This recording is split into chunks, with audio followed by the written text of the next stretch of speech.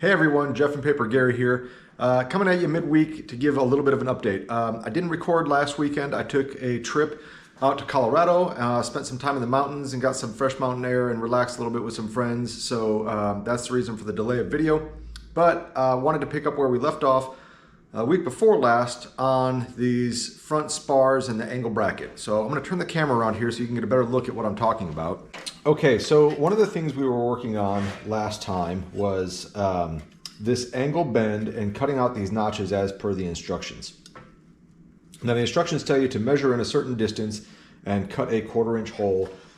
And I have seen on previous builds that following the instructions explicitly will lead you to coming way too close to the edge distance of this rivet that ends up on this piece here. And so I undersized that hole. I didn't go quite down to a 1/4 inch. I didn't go up to a 1/4 inch hole, but I still got closer than what is required by edge distance as 2D, or 2 times the diameter of the rivet. And in this rivet hole here, this is a -4 rivet, so 4/32, 2D being 8/32, or a 1/4 inch. So I'm a little shy of that. I called Van's Builder Support and asked them, and they said that's fine. I'm about 1.5D, a little over 1.5D, so we're okay there. But I wanted to talk a little bit more in detail about this part and how it goes together and why that's okay. So typically speaking, when you're riveting together pieces of aluminum and you're concerned about edge distance, it is this edge distance here when you have a lap joint and the tension is pulling these pieces apart, because you will reduce the strength of that by going less than 2D. So 2D allows enough material there so that your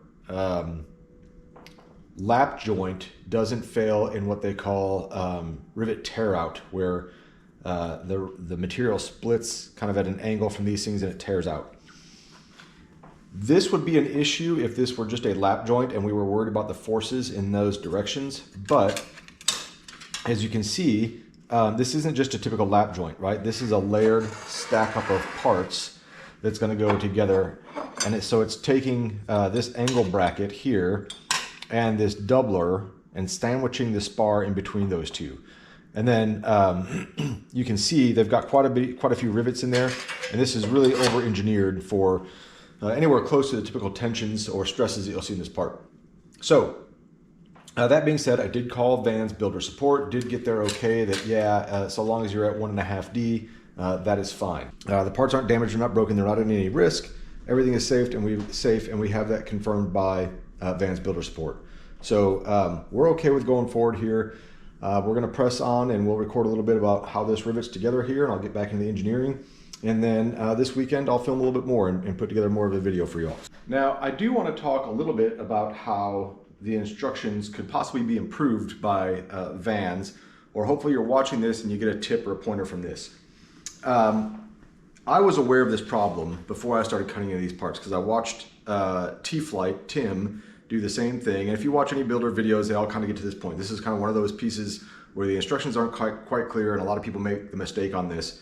And sometimes get too far in and ruin their spar and have to go buy new spars.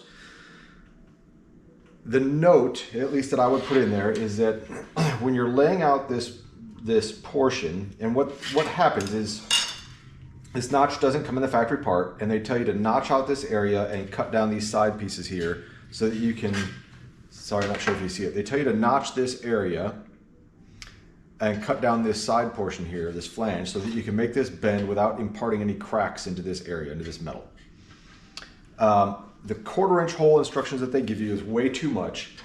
So what you can do before cutting any material, I'm gonna angle the camera down here. Before you cut anything is place your doubler, and I'll call this the doubler. This is part number HS0003-1. Place your doubler in position and draw that circle where that rivet hole is going to be.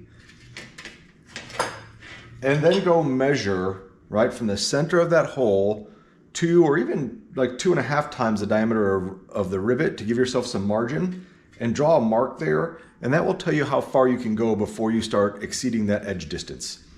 It's something that I thought when watching Tim's video the first time that I would do, and I kind of forgot it, and I drew the rivet on there, and I knew there was something I was thinking, but when I was putting this together, I just wasn't thinking it all the way through or very clearly. So that's a way that you can avoid the mistake. Put the part in place, draw the rivet hole, right? Remove that, measure out 2D from the center of that hole, and that will give you your adequate edge distance, and you make sure that you just don't remove material anywhere past that boundary area.